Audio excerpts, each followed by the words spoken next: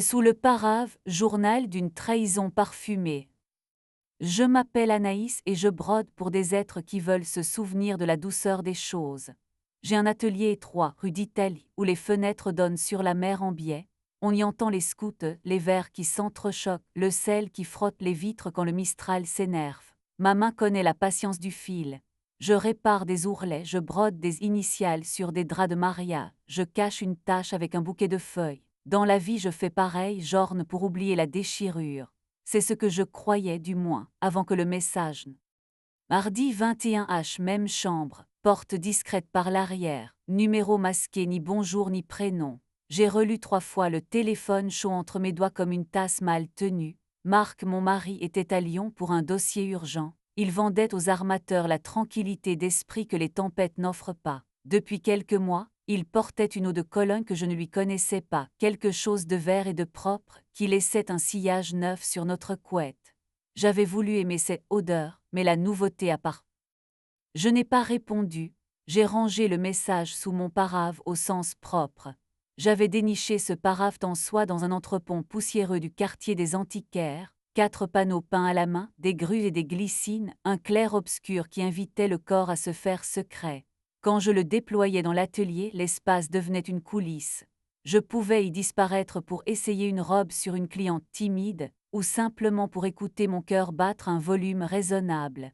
Ce soir-là, je me suis assise derrière le parave comme on. Gabriel est entré sans frapper, mais doucement, comme toujours. Il a un atelier de parfumeur 2 rues plus loin. Il vient chez moi pour récupérer ses rubans de lin, je brode le nom des senteurs qu'il crée. Terry Benson de figuier, fenêtre d'orage, nuit basse. Il dit que mes lettres cousues donnent au parfum un début d'histoire. Ce soir, il sentait la bergamote et la fatigue heureuse. Il a posé un sac de viennoiserie sur ma table, s'est excusé de déranger, puis m'a regardé comme on regarde un tissu qu'on sent fragile. « Tu manques de lumière » a-t-il murmuré, « je peux ouvrir. » Il a tiré prudemment l'un des panneaux. La mer s'est reflétée sur la soie. J'ai tendu le téléphone sans parler. Il a lu, n'a pas feint de ne rien comprendre. Dans sa manière de froncer le sourcil, j'ai vu un homme qui sait que le mensonge est un parfum trop volatile pour qu'on le porte longtemps. « Tu veux que je reste » a-t-il proposé. Je n'ai pas répondu tout de suite. Gabriel a la voix qui sait devenir un coussin. Il n'a jamais essayé de m'impressionner. Il touche les choses et parfois les gens avec délicatesse, sûr que la délicatesse est une force qui n'a pas besoin de prouver quoi que ce soit. Je lui ai raconté Marc, la colonne, les dossiers à rallonge. Je n'ai pas prononcé le mot trahison. Il a hoché la tête. Puis il a sorti de son sac un petit flacon. Sans poser de questions, il en a déposé une goutte sur l'intérieur de mon poignet. « Ce n'est pas pour masquer » a-t-il dit. « C'est pour te rappeler où tu es. Note de peau, un peu de cèdre, une vanille qui ne se maquille pas, respire. » J'ai respiré, et j'ai pleuré doucement, tête penchée, en silence. Il n'a pas essayé d'essuyer mes larmes, il a simplement posé sa main sur ma nuque, son pouce à la lisière de mes cheveux, un geste qui parlait bas. Mon corps s'est souvenu qu'on peut être tenu sans être serré. Le lendemain, j'ai décidé d'aller voir. Je me connais, si je n'ouvre pas une porte, elle me poursuit. L'hôtel du message, je l'ai vite deviné, le grand pain au bout de la corniche, une bâtisse modernisée qui plaisait aux conférences et aux rendez-vous à l'abri des regards. J'ai pris un bus puis j'ai fini à pied. La réception était animée, un groupe en costard s'échangeait des badges, des rires de dîner d'affaires flottaient comme des bulles. J'ai contourné par le jardin comme l'indiquait le message. La porte discrète, peinte de la même couleur que le mur. Je n'étais pas venu pour casser un théâtre, j'étais venu pour comprendre le texte. J'ai trouvé l'escalier de service et au deuxième un couloir couvert de moquettes où mes pas s'absorbaient. La chambre 212 était entr'ouverte, je n'ai pas eu besoin d'approcher. Dans la glace qui faisait face au lit ramenant à soi le monde avec cruauté, j'ai aperçu le profil de Marc, son costume posé en hâte sur un fauteuil, sa chemise ouverte au 3e bouton. Il ne manquait de rien sinon d'honnêteté. Une femme était assise à la coiffeuse, les cheveux. Je suis sortie sans bruit, j'ai descendu l'escalier, j'ai longé le jardin comme on suit une ligne de fuite. Le Mistral avait cessé, l'air sentait le romarin et la pierre chaude. Au coin de l'avenue, Gabriel m'attendait, je ne m'en suis pas étonnée. Il m'avait écrit 1 heure avant pour savoir si j'avais besoin de quelqu'un qui marche à côté. Nous avons marché. Je n'avais pas besoin d'explication. Il n'avait pas besoin de parler. Il gardait ses mains dans les poches, mais une fois son épaule a frôlé la mienne volontairement, comme pour main. Les jours suivants, j'ai travaillé tard, brodant des lettres avec l'entêtement des gens qui veulent traverser un torrent sur des pierres alignées. Marc a tenté 2 appels que je n'ai pas pris. Il m'a laissé un message. On parle ce week-end, on est fatigués tous les deux. Le pluralisme de sa fatigue m'a donné envie de rire, un rire sans son comme on en a dans les églises. J'ai fermé l'atelier et je me suis glissé derrière le parave. Gabriel a frappé et quand je n'ai pas répondu, il est entré quand même, parce qu'il sait que mon silence n'est pas. Viens, m'a-t-il proposé, j'ai besoin d'un œil. Il m'a emmené dans son laboratoire. Des flacons alignés comme des soldats sages, des notes manuscrites, des bandelettes sèches, et une grande fenêtre où le soir tentait de se faire passer pour une idée. Il m'a fait sentir des accords en train de naître.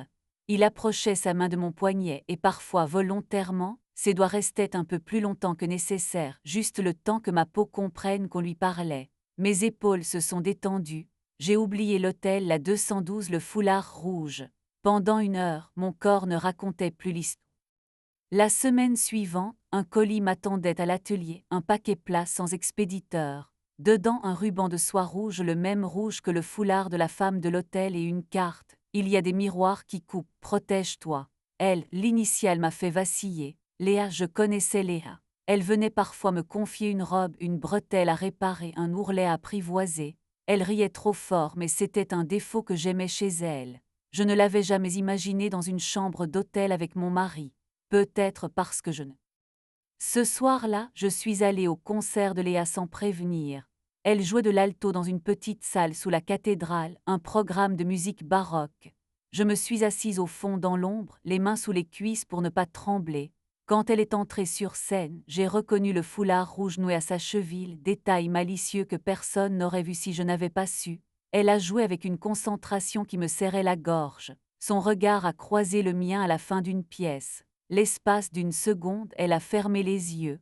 Ah.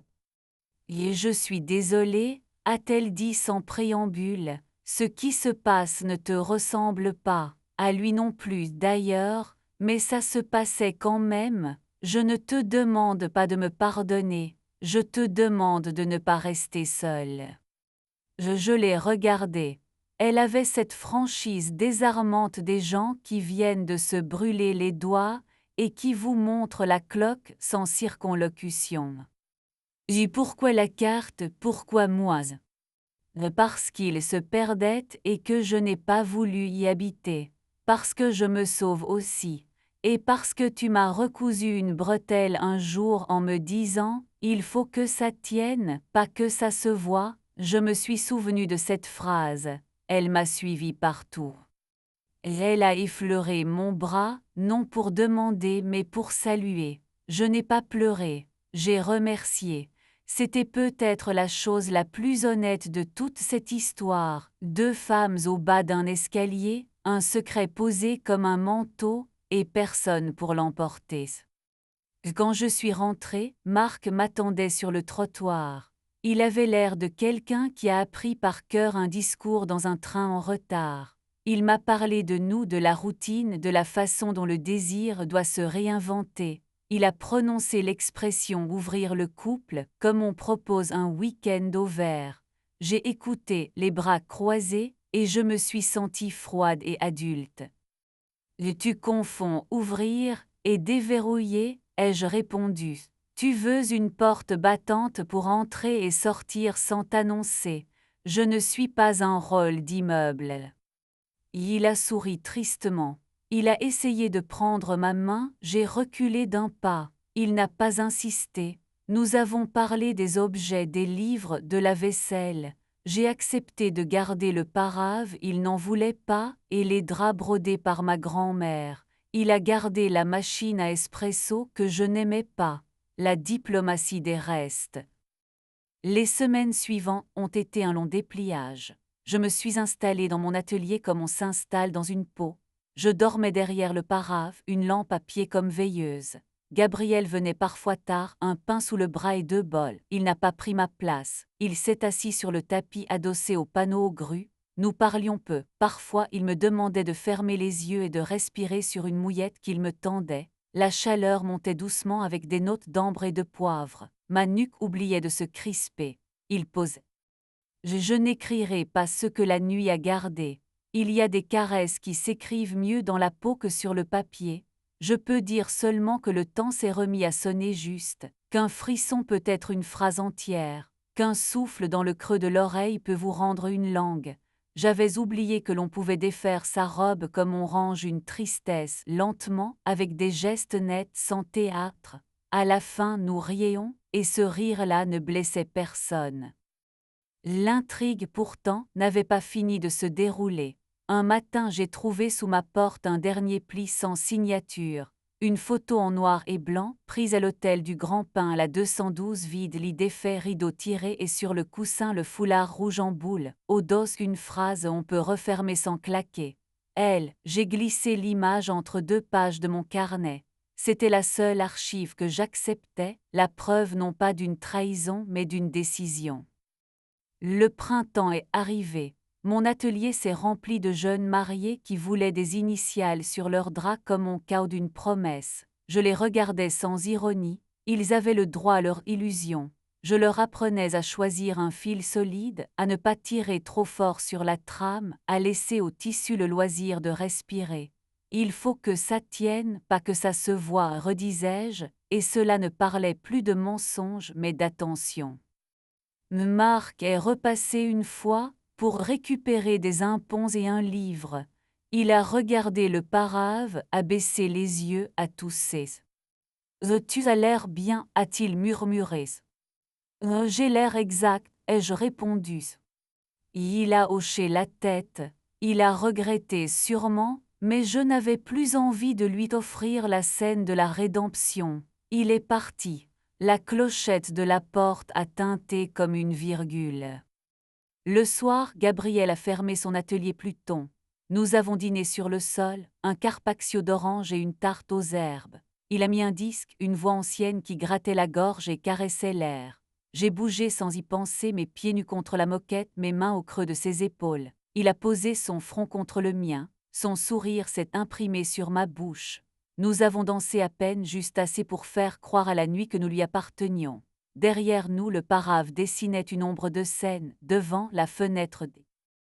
Parfois je pense à Léa. Je la vois sur une scène, une autre robe, un autre foulard peut-être, l'archet qui cherche sa note juste. J'aimerais la remercier de n'avoir pas rendu l'histoire plus sale qu'elle ne l'était, de m'avoir prévenu avant que le miroir ne coupe. Nous ne sommes pas devenus amis, nous partageons un secret qui, désormais, ne nous appartient plus. La dernière fois que Gabriel a verni un parfum, il appelait ça se vernir, comme un luthier, il m'a demandé un nom. J'ai écrit à petits points réguliers sur un ruban de lin sous le parave. Il a souri. Ça ne parle pas de cacher, a-t-il dit. Ça parle d'habiter un endroit qu'on a choisi. J'ai acquiescé. Je sais désormais que les trahisons sont des portes qui grincent longtemps, puis finissent par se taire si on les referme avec douceur. Je sais aussi que l'érotisme ne s'excuse pas quand il s'exprime à voix humaine, une main qui reste, un souffle qui écoute, un silence qui n'a pas peur d'être entendu. Je n'ai plus besoin de broder pour masquer. Je brode pour révéler. Et quand je déploie mon parave, ce n'est plus pour disparaître derrière, c'est pour encadrer ce que j'aime exactement.